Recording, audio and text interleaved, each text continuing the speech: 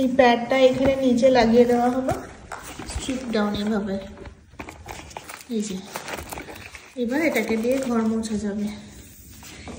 বাটনটা হচ্ছে এই মেঝেতে নর্মাল রেখে, এই যে এই যে ছিটকে পড়ছে, ওদিক থেকে মোছা স্টার্ট। এই বাটনটা অন করতে হবে, এই যে জল পড়ছে, এইবারই মোছা। ওটাকে প্রেস করা হবে, ওটা দিয়ে জল পড়বে, সাবান জল। এবার জাস্ট নর্মাল প্যাডটাকে দিয়ে মুছে।